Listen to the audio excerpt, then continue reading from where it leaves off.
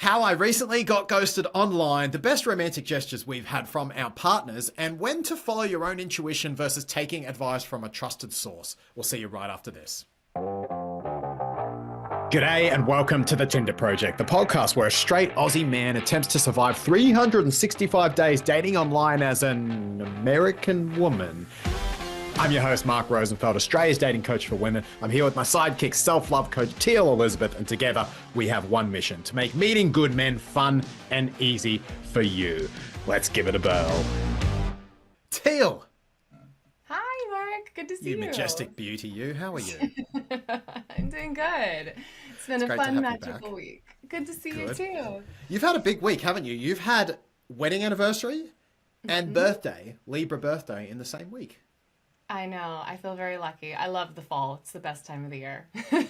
You know, everyone here says that they're like, just the fall's amazing, Mark. Wait until the leaves change. And I'm like, I'm already cold and I still want to wear flip-flops. We have an issue here. You're in Chicago, is that right? No, I'm in Jersey. Oh, wow. Totally off. Yeah, not even close. Yeah. How do you not know this about me, Teal? I'm slightly hurt. We're still getting to that phase of our relationship, Mark. That's okay. We're still the listeners and I are still getting to know you. We haven't made it to that phase yet. I am somewhat of an enigma. I go online days and days after each other as a complete enigma, so I get it. I get it. But I think more importantly, what we really want to know is what's been happening with you this week. I heard you got ghosted as a woman. Ouch. I need to hear about this. I got ghosted. I'm a little sad. I was a little disappointed about this one for a number of reasons. So we've been going through the month and we've been applying a bit of an interesting strategy this month, which is we're not sending any first messages. Now, first messages can have validity. We were sending them last month and it was interesting that we were more active and doing more last month, just in terms of when you start the conversations as well as letting the guys start them. Naturally, there's more conversations happening. So it felt like there was a little bit more going on last month. I'll have some actual numbers for you next week. It seems like from not starting the conversations, we have about half the time investment and probably still 3/4 of the results. So I'll give more details on that next week. But I was in a conversation, and this conversation I was actually excited for. The guy's name was Paul. I've given him a slightly fake name there. We'll call him Paul. And this conversation I love, Teal, because this conversation, I was looking at this in front of my clients, and we're almost 90 days into this now, and that's not even including the warm-up. We're almost 90 days in, and I thought, this conversation is the epitome of everything that I love about online and everything that it should be. It was brief, it was effortful, it was detailed, it was efficient, it did what it needed to do, and it was right where I wanted it. But you already know the ending. So I said, what happened? Because after about 4 days, I'm going to show you the conversation in a second. After about 4 days, we were unmatched, and I didn't know what hit me. To be honest, this stung, even as a guy online. But do you know what? It was interesting because I got attached to the outcome. And I made the same mistake that my clients make, which was I was looking at this conversation, not that I necessarily wanted to meet the guy. He seemed like a lovely dude, but I didn't particularly want to run into him. It was more the fact that I thought this is like the perfect conversation. And I can't wait to show this to everyone, including you guys on the Tinder Project, as to how it should look. It's just one of the cleanest. Obviously, we've had tons of successful conversations, but this one was so clean and so simple. And I thought, gee, isn't this great? And then logged in the next day on about day 4 and it was gone. So that means he unmatched, unfortunately. Now that could be because he met someone. It could be because his subscription ran out. It could be because he just changed his mind. It could be something creeped him out in the last message we sent. As I say, I'll show you the conversation in a second. So I immediately went, bugger it. You know, maybe I won't show this conversation. Or I thought, oh, maybe I can show it. It's still a good example. And then I went, maybe it's not. No, now I have to hide it. And after a couple of days, I realized, you know what? This is actually a great example of it can happen to me too. So here's me as a dating coach. I do this for a living. I'm very good at it. I spend a lot of time doing it. And guys, even when I'm doing it, the conversations that you think are going well, it's a crapshoot. It can happen. And I got attached to the outcome, again, not because I wanted to meet the guy, but because I thought this is going to be the best conversation as a simple demo. I then really wanted it to work out, and I wanted the phone call to come through, and it didn't. And then I spent about 24 hours going, muck it, kind of in a bit of a pit. So then I had to slap myself and realize what I was doing, because I was doing the same thing that essentially my clients were doing for a different reason.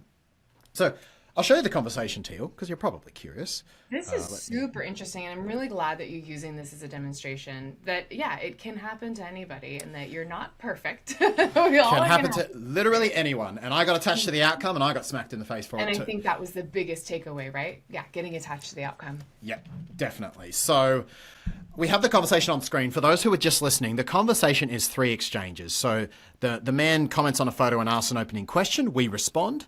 He then responds quite nicely and we give him a second bigger response. And then the third exchange is basically him saying, yep, I'd like to get off the phone, and us giving him the number. So I'll zoom in a little bit and just kind of map it out here. So basically the first exchange, he commented on the photo and then asked us a question. It was quite a good question. I thought it was, the question showed a little bit of thought. It wasn't the most spectacular question ever asked, but I thought it was cool. He said, have you ever explored immersive art exhibits in NYC? Now, when the guy behaves as you want him to behave, and this doesn't just apply to online texting, this applies to every aspect or length of time in the relationship, you want to give him a reward for it. And the best reward is your feelings. So in this case, we gave him a fairly detailed answer. It was about 9 or so lines. It had 4 emojis. It had a couple of feelings words in it. And basically, we answered his question with a very bright light. So if he asked 10 women that question, I want to be in the top 1 or 2 answers that he's receiving. I want to be the person that he says, wow, this girl's got great energy. I think she's the most interesting out of those that I'm messaging. I'll ask her another question. And you know if it's worked really well, because the next thing the guy says will bloat to match a similar size to yours. So if we scroll down past the answer here, again, for those that are listening, if you can imagine, he's asked a 2-line question. We've given a 9-line answer. And then it just mirrored the same question. What about yourself? His next response is actually even bigger than ours. So it's probably about 15 lines, this one.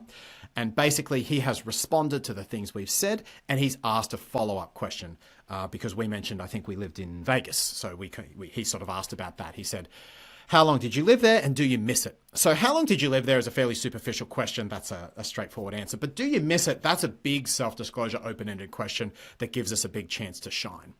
So the guy's now asked 3 questions, 2 in this second exchange here and 1 at the beginning.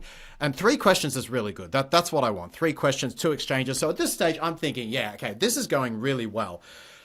I decide that what I'm going to do is I'm going to respond to his points, kind of half answer his question, and then kick it to the phone call by saying, hey, there's even more where that came from. It would feel so nice to hear from you.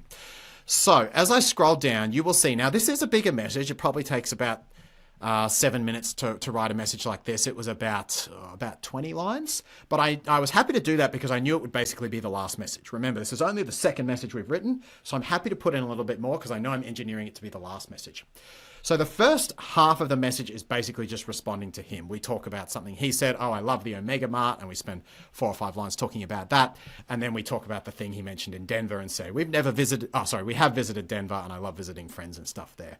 We haven't asked follow-up questions there. We've just related to what he's saying. Now we get on to the question which had the juice, which is how long did you live in Vegas and what did you miss about living there?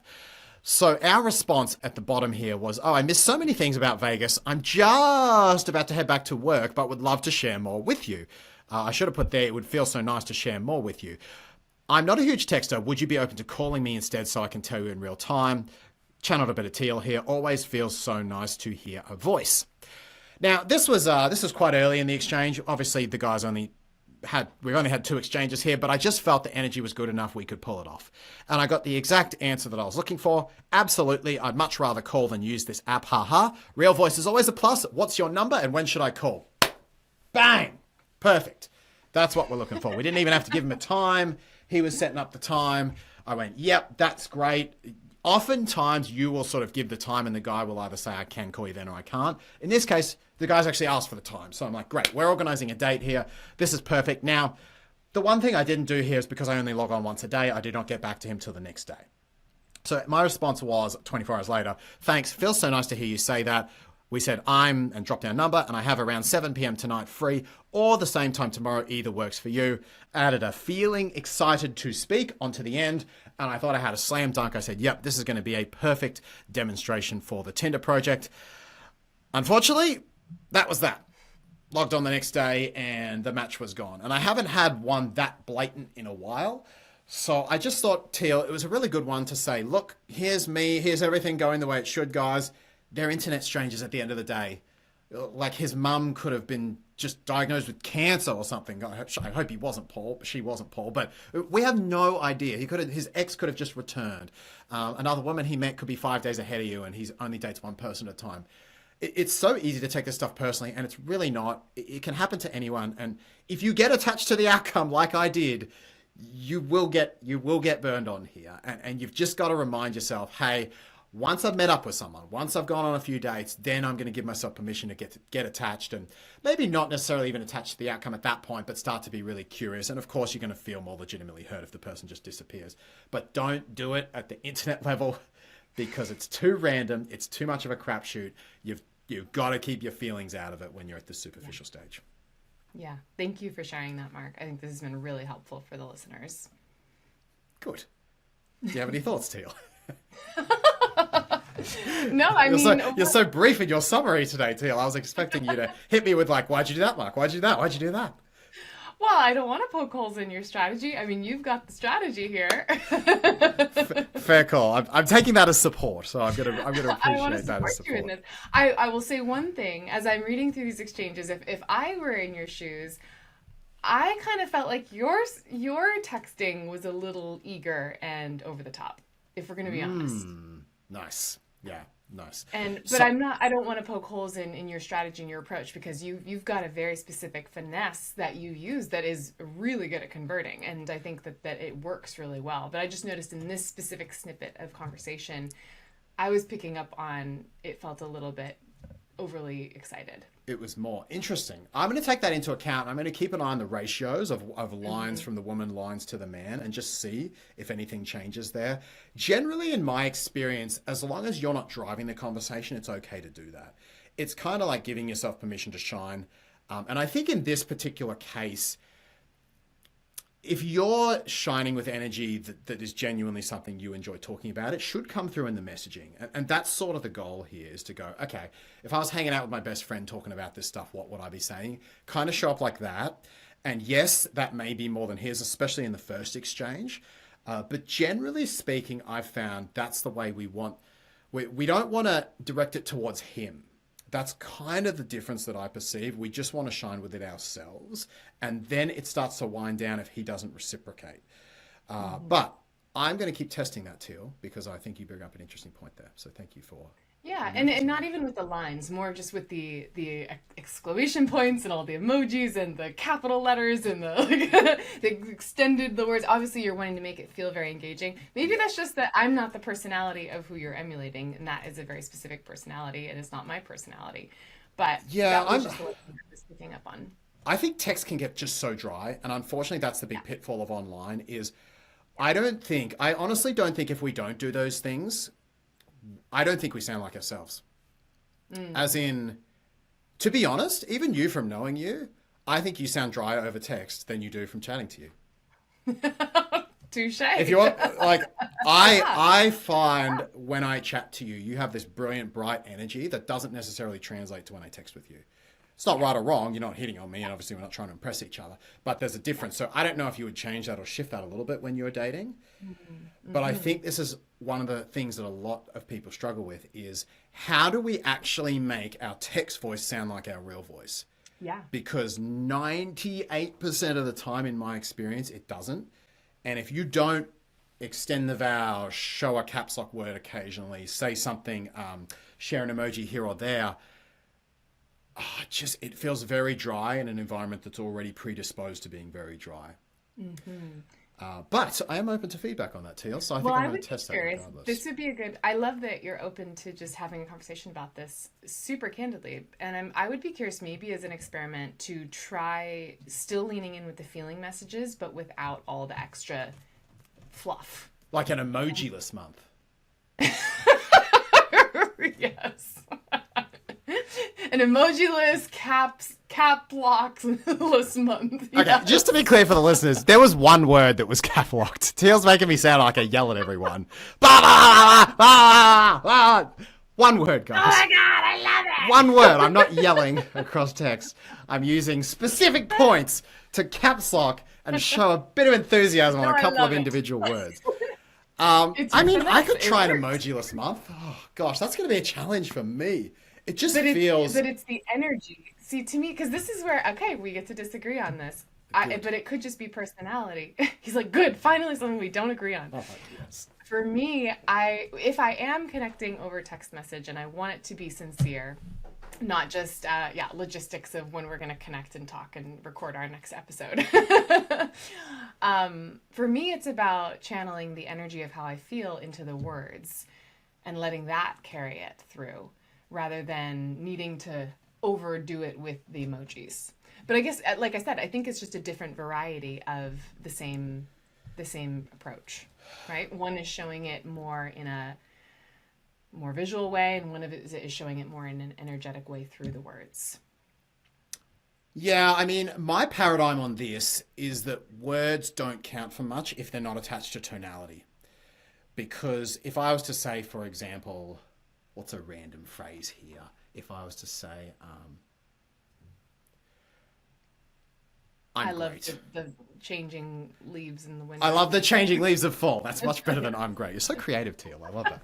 Um, if I was to say in different tonalities, I fucking love the changing leaves of fall. I love the changing leaves of fall. I love the changing leaves of fall. I love the changing leaves of fall. You can change the meaning so much. That probably wasn't the best demo. I know there's some fun sentences where you can do that they have on the internet. That probably wasn't the best demo, but changing the tonality changes so much, not just of what you're emphasizing, but of the entire meaning of the communication. And so that's where I think the purely written strategy falls down a little bit, because if we're going on dates, we feel someone, even if we just listen to someone on the phone, we hear what they're saying so much more when we hear those inflections and when we hear which part of the word is emphasized, which tonality up, tonality even, tonality down at the end, and how it starts. And I think I've always gone by the theory that it gets lost a lot in text, because without showing some sort of tonality extension where the peaks are, perhaps an emoji to show feeling, it becomes very hard to get that communication across. So I think I hear what you're saying in terms of like, let's just speak purely from the feelings.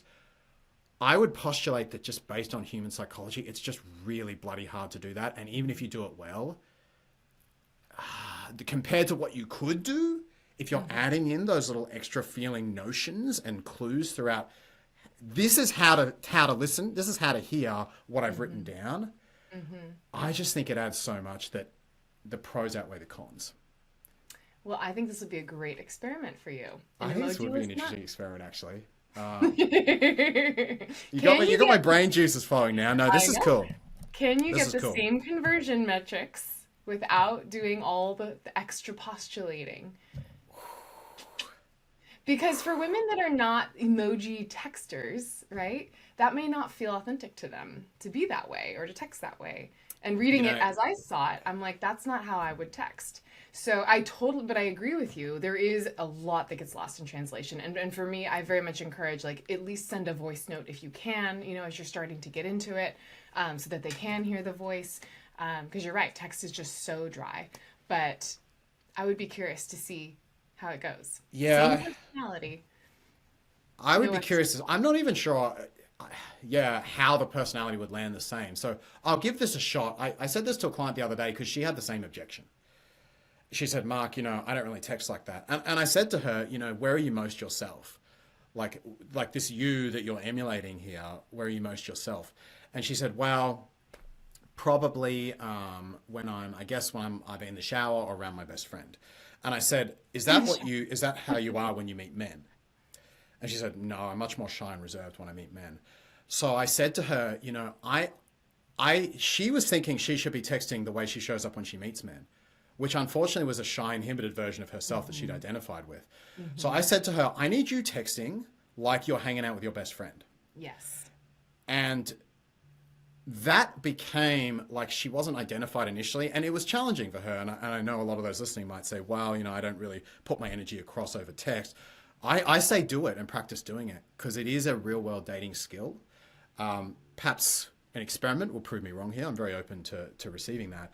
But in my experience, if you don't get that energy across, it's really hard to do it and to stand out in a way where the guy can feel your emotions without it.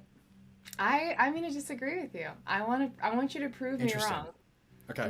Because Interesting. I just know from my own self, I was on dates a lot when I was online dating, and I never used emojis, and I never used all the extra stuff, and I got plenty of phone calls and plenty of conversations. So Interesting. Okay. I All right. think I'm there's going to more check than that one out, way to Teal. do it. Yeah. Yeah, but like I said, it has to come from that same confident energy still. We're not coming from a shy, reserved place that's very dry and held back. We're still coming from that sassy, witty, confident place, but just without the extra. Without the extra. Oh, you're killing me, Teal. I love the Challenge extra. accepted. I love the extra. This is why you brought me on. I love the extra. Okay. Cool. I'm going to have to figure out how I He do loves that. the extra. Didn't you love wait a the whole extra. book about messaging magic with the emojis? I did. I wrote a whole book on this. And look, I will say that occasionally I might go a little bit overboard by like 20%. But I'm definitely one of those that says if we go over by 20%, as long as we're not leading the conversation, it's better than going under and not having the energetic connection there. But Yeah. I like what you're No, saying, and so I'm open to experimenting on anything. I think there's more than one approach, is what I'm saying. I think like your that. way works, and I think my way also might work. I like that. I like that. Okay, I will have some fun testing this. And Shall we listeners, move on to please- gestures, I Teal? just- Yeah, I would just say, listeners, I would love to hear any of your feedback. So if you want to DM us on our Instagram at, what is it, Tinder.project? Tinder.project. At Tinder.project. We'd love to hear your feedback on this as we kind of butt heads a little bit on these topics and hear your thoughts. And hey, we may even give you a little shout out on the next episode. So I like let that. us know your thoughts. Please do. Teal, we're going to talk romantic gestures today. Yes. Can you share yours first? Because I'd love to hear yours. I sure can. So, Sam, my wife, we met, initially we met back in 2018. I won't go through the whole meeting story. But obviously being from Australia, her being from New York, big geographical incompatibility, and still probably the biggest incompatibility that, we've had to work through and continue to need to figure out in our relationship. Hasn't been easy, still brings its challenges, obviously visiting family and stuff. So we met, we kind of had our first date a year later. We went on a holiday together, and there was definitely a couple of times where we actually had moments where we decided this couldn't go ahead because of the geography. But we said, okay, we're going to give this a shot. Let's try it. So on Sam's first trip to Australia, I sort of planned out a whole like holiday for her around the Brisbane, northern beaches, north coast, that type of place. And typically we do these at the end of the year. So my aunt actually had this beautiful, guess you call it a vacation house down on the bay in a place called Iluka. Only the Aussies might have heard of it. No one else will have. But just think this beautiful kind of quiet, beachy town, 500 residents. It's got a little bay. You can take the boat out on it. It's a very, very, very cute place. And there's sort of a walk to the real beach around from the bay. So this was somewhere we used to go every Christmas. And I still have memories there from when I was there with my grandma, when I was there with my mum and all three of her siblings at the same time, just kind of going there for Christmas every year and just kind of hanging out there. It was just like a very special place to me. And so I took Sam there, and actually the aunt was selling this, I think, in the follow-up year. I think she was selling the house that year. So it's kind of the last chance to visit with Sam. So felt very fortunate that I could organize this as part of the trip. So we went down there, and we went out to, basically I took her down to the beach. And I still remember we had this day there where I was so tired. I think we passed out in the sand together, just kind of fell asleep. And I didn't know that Sam was doing this at the time. But she sneakily kind of went around and collected a few shells from the beach. So a handful of shells maybe. And these are not shells with animals in them, just kind of used shells from the beautiful Aussie beach. And I didn't know that she'd done this. I think I might have realized that she grabbed a couple or something. But she basically took these and she said, I don't know what I'm going to do with these. But I didn't realize the extent of it, as I say. But she said, I think I'm going to do something with these. I don't know.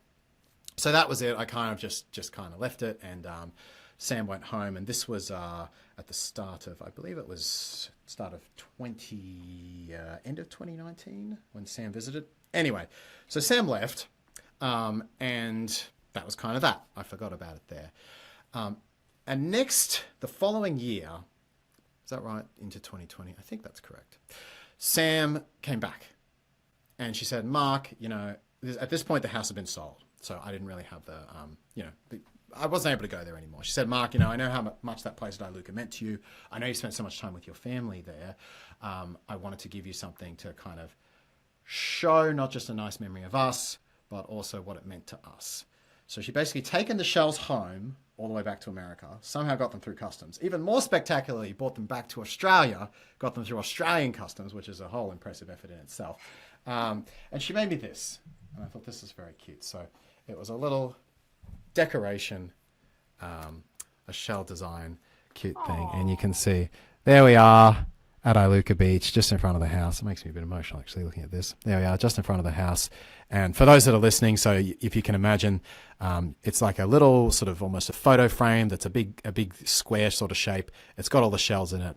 And then a photo of Sam and I at the beach, standing in front of the beach house, and then a photo of the beach where we were lying down and these cute little ropes, beach ropes around it. So yeah, this really meant a lot to me, and this was a very, very special memory. As I say, my aunt no longer owns this house or has that area. I'm getting a bit emotional. So that's been with me pretty much ever since, and I brought it back to America. So every one of these shells has done 3 trips over the Pacific, and now it just kind of sits on our bookshelf downstairs, a little memory of a very special time together. So that's my romantic gesture, Teal. Oh, that is so sweet. Yeah, that was very sweet, wasn't it? Yeah, and like you and I were reflecting, you know, usually it's kind of the man that does a lot of the initiating of the gestures. I had to think about this one a little bit, yeah. Yeah, that she was able to really go out of her way to make that for you. Yeah. What about yourself, Teal? Do we get to hear yours? Yeah, well, so Spencer is a very unique person. I love him so much. I would say the most romantic thing that he's done is actually our proposal. But you and I were talking about that. We actually want to save that for a whole nother episode and talk about our proposal stories. Oh, proposal episode. Yeah. Yes, I like that. yes. I like that. Just for some fun. So I'm not going to go into my most romantic story. It's a really, really good story. You're making me wait. You're making me It involves being in New Zealand and, yeah, a sheep and a lot of other things. Sorry, what? A sheep? I'm imagining like the dog with the collar. You know, the dog walks up with the collar, but instead Spencer somehow cured a sheep and just said, babe, I know that men usually propose like with a dog and the collar, but we're in New Zealand. I wanted to be one with the people and one with the nature. So look at Barbar's collar here. I love you so much. It's like, will you marry me? No, we're gonna save that for another episode. That was the most romantic. Did the sheep stay where the sheep lived, or did the sheep leave its home and travel with you somewhere? No. The sheep had a guest appearance, a short guest appearance. But what I will say about trailer for next episode. How Teal got proposed to by a sheep. Fill in the rest of the details yourself. Just imagine that. Okay, you're taking it too far. I don't know where to go with it. Where else am I going to go with this? You said your proposal was very romantic and involved a sheep. I put 2 and 2 together. Sheep had a collar, ring was on the collar. What else could I think? Come on, guys. Where else am I supposed to go with that? Jeez. What I wanted to say was it's interesting because my husband's not really big with words. He's not overly eloquent. He's never been one to, go out of his way to compliment me and just flower me with adoration in the form of words. He's much more about being there and being present and being, honors his word and spends a lot of quality time and is just fully devoted to me in that way, which to me is probably more romantic than any amount of words could ever be. Yeah, and I think that is it's very underestimated, having someone that is there, that is, I can rely on, that I can trust, that I can fall back on. He is my rock through and through. But I did find I am a woman and I do love to hear the words and I need to hear the words. And for a long time, I felt very uncomfortable asking for that because I knew that wasn't his strength and his forte. Yeah. But at the same time, I'm like, I can't live my whole marriage and life feeling devoid of that nurturing, loving words of affirmation. And so I kind of started sharing that over the years that I would love to receive cards from you. He wasn't writing me cards. He wasn't, expressing big, long things. And I started sharing that with him. And he's like, honestly, babe, I just don't know how to I don't know what to say. I'm blocked. I do love you, but I'm blocked. And I Yeah. said, babe, at least in the beginning, just if you can find love songs and just write down the words of love songs that resonate with you, that would be enough. And so for the first few years, I would start getting cards, and it would be some of our favorite songs and the lyrics of the Oh, that's songs. cute. Okay. And every That's really time now cute. that I hear those songs, I think of him, and I think of him saying those exact words to me and really connecting to what the message is of those songs, and it's almost even more beautiful in a sense because I know it's coming from his heart, which is really special. And now, after so many years of getting cards from me, they're just like, blah. All the things I love about you. Because I'm very well, I try to be eloquent with my words. He started to pick up the skill, and he's really starting to open up in that way. And now I'm starting to receive actual cards that are not just lyrics, but Oh, that's cute. actual his heartfelt words of what he feels and thinks. And it really, to me, it means so much because it's not his love language, but he knows it means so much to me, and he's willing to adopt it and make it his love language. Do you guys have a song? We do. We have two What's your songs. song? Yeah, one of them is the Keith Urban song. Forgetting what it's called. And the other one is Zach Brown band Free. Yeah. Okay, I don't know So either of those two songs, country but two I'll country look, songs. I'll look them up later. Yeah, cool. No, I was just curious because it's interesting. That's a cool way to express it, and I love that he kind of used songs to channel through. It sounds like his own blocks a little bit, and go, okay, what am I feeling, and what song represents that? And then Yeah. were those two songs one of the songs he first started with, or was he finding other songs? No, he was finding other songs. He's finding other songs. Yeah, that's cool. Yeah. That's cool. I Yeah, like he's that. finding other songs. And so he's sort of figured out how to speak your language a little more, and that's part of his growth. And I imagine you're probably speaking his a little more in certain ways as well. Yeah, luckily we both overlap in quality time being our main love language. So, that one's been an easy one. We both really dedicate a lot of time to the relationship. But yeah, it's been a big one that he's grown into a lot. Good. So Good. that's my sweetness. That's very cute. Yeah, I think that's yes. The true romantic gestures sometimes are the ones that are truly difficult for people to learn and apply. It's having a difficult conversation. It's being consistent. It's sticking to your word. It's showing up for the person when you don't feel like doing so. It's yes, you can do big, nice gestures, and we'll hear Teal's proposal story involving a sheep at some point, which I'm sure is very romantic. But it really is those little things that. And I liked how Teal, you said, sort of, your guy wasn't perfect at the start. He had to kind of figure out how to love you in that way with your guidance. And it wasn't just, well, he can't figure it out, so he doesn't love me. It was, okay, he's loving me in his way. I can also ask for it in my way. And that becomes a thing you work on together as a team. So I really like that. I like that a lot. Absolutely. Yeah, yeah. So I want to get your opinion on this question because this is one we came up together, and I'd love to hear your thoughts. Because as coaches, if any of you ever hired a coach before or you've worked with a therapist, you might have found different approaches to this as well. There are times and places to trust your own intuition and listen to it, and to really center yourself on what is the right answer here, what should I do, and I just need to go with myself and trust myself here. But then there's other times where we bring in an expert to help us, someone with experience, someone who knows the ropes before. Obviously, the parent is hopefully the first example of this for someone, which is you as a child don't have much intuition. You certainly have the core elements. You have the soul and you have a basic intuition, but a lot of it is looking for parental guidance and guidance from someone who's safer, bigger, and wiser and more experienced than you. So I guess I'm really curious, Teal, not just in your coaching style, but if a client was to come to you and say, where do I listen to my own intuition here versus should I be asking your advice? How would you ironically advise them? Yeah, how would you help them figure out that dilemma? Yeah. So, like I mentioned in the past episodes, my coaching style is very much in general to let them find their answers within their own intuition first before interjecting any of my guidance, because I do believe that we have all of the answers to what we need inside of us. However, that can be very clouded by fear, judgment, doubt, experiences, traumas, all sorts of things that can keep us very disconnected from that. So I guess it really depends on where you're at in your self-development journey first. Do you feel like you have a good sense of yourself and of your intuition? Or is that completely foreign and you feel completely lost in that?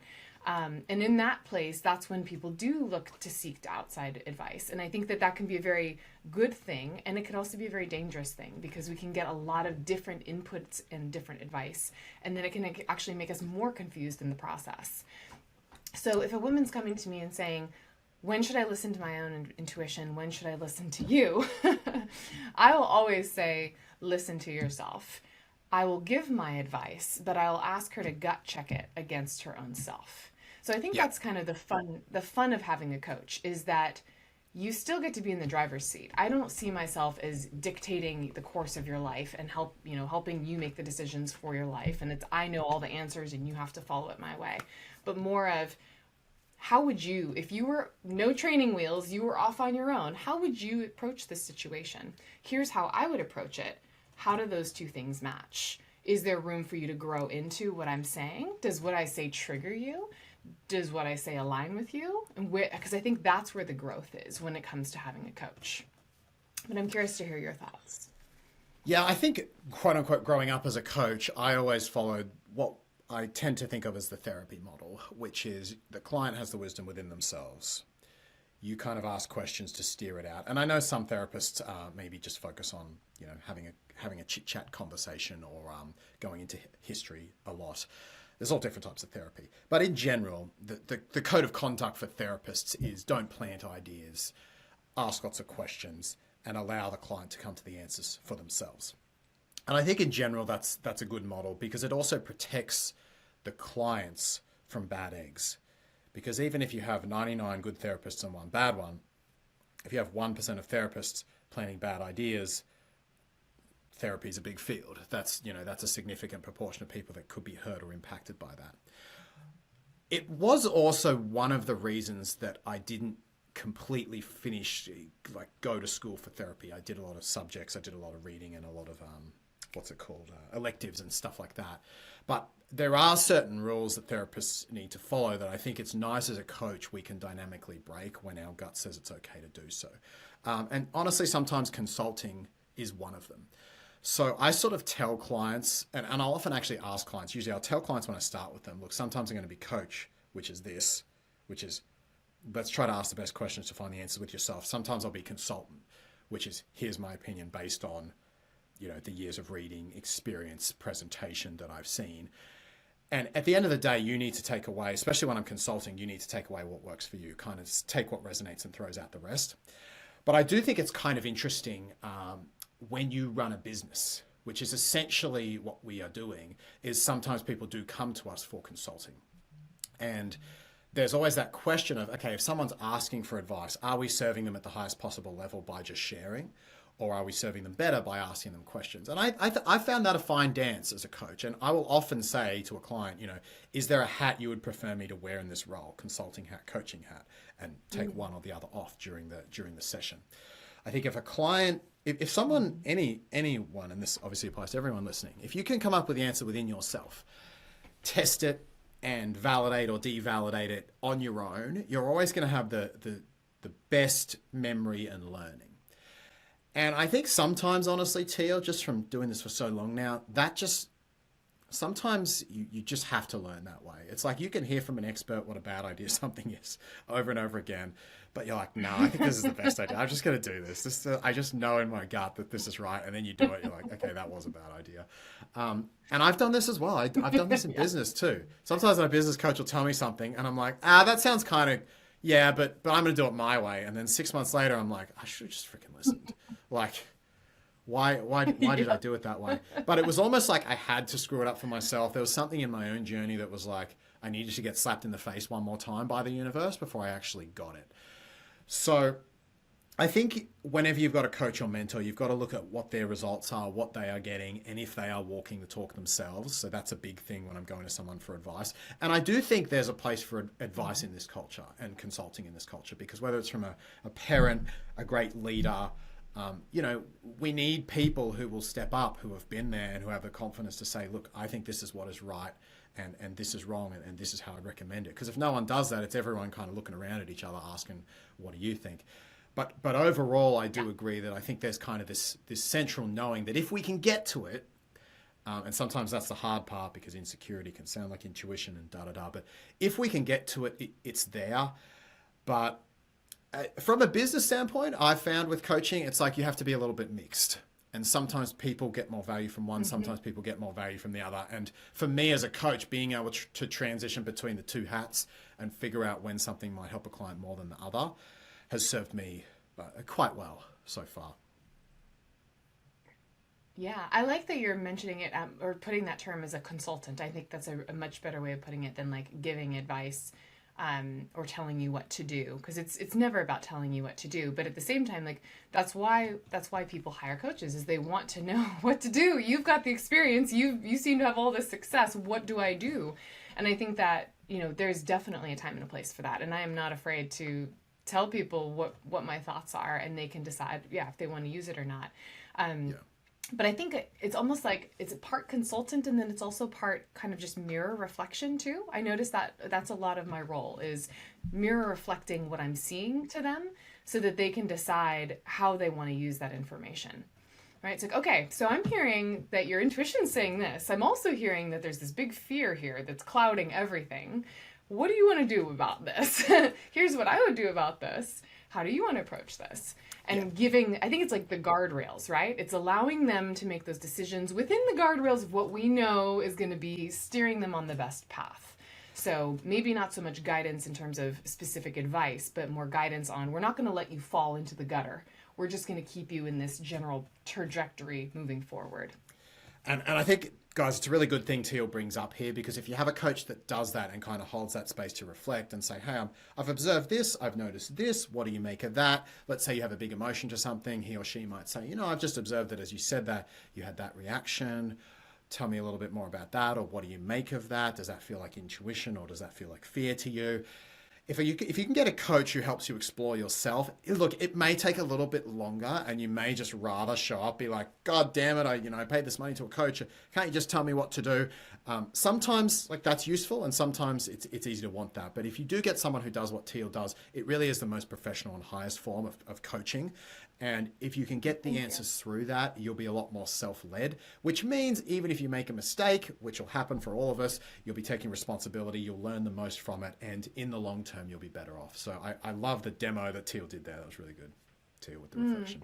Thank you. Plus, like, I'm here to teach you how to fish, right? I don't want to just catch a fish for you. I want to teach you how to fish for the rest of your life. And that's why we have such great success with our clients, right? Because we're imparting skills that they're going to take with them for the rest of their life. It's so true, guys. And I think that's a great point to finish on is dating and relationship skills. We discussed text earlier. We've been discussing listening to your own intuition now.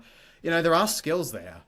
And I think different to business or even wealth, it's like sometimes for me, the ego was big at first, realizing that, okay, I'm not attracting the people I want because I don't have the skills. It's so easy for that to feel like I'm not attracting the people I want because I'm not good enough. It's just so easy to trip that switch, especially if you've had that sub-communicated from someone in your past. But if you're going to be a really good client, or even just have great relationships for yourself, even if you're on a great track yourself, always remember that there are certain skills here. Teal gave the example earlier of her husband learning that skill of speaking words to her and figuring out how to, they've been together 12 years, I think it is, 12 years. And he's still figuring out that skill of like, how do I get this right? Imagine if every time Teal asked him for that, he read it as, okay, I'm not good enough, or I'm doing something wrong. I mean, it'd be a disaster. So at every phase, from the first text to, the marriage and beyond, there are skills that help us and hinder us. There are actions that create love, and there's actions that destroy love and connection. And it's okay to learn them, and it's okay to suck at them and put your ego aside and put your hand up, as Teal described in her story, and as I kind of had to do as well, and to just say, okay, this is a skill I really don't have. It's not a reflection on my worth, but based on the results I'm getting, it's a skill I need to learn. So I'm going to put my hand up, put my ego down, and say, all right, I'm going to figure out that skill. And you know what? However long it takes, it's good. It's a little like going to the gym. If it takes a day, if it takes a year for me to get fit, if it takes longer, at least I can look back and say I didn't sit on my ass. At least I can look back and say, you know what? I put work into the skill. I'm proud of myself. However long it took, I'm glad that I took the action and put my ego aside.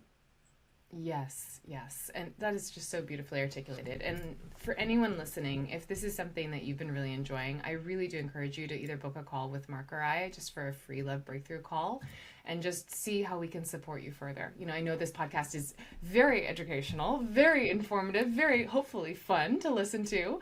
But it's also here to really serve you and support you and expedite your journey. We don't want you to be on Tinder forever. We want to get you into that happily ever after so you can tell us about your most romantic gestures. So please take advantage of this amazingly generous offer that both of us are giving. We'll leave the link in the show notes for you. Guys, thanks for being here with us. Teal, you are amazing. The best ever. As are you. Co-host. Thank you for being here. Guys, we will see you next week on the Tinder Project. Bye for now.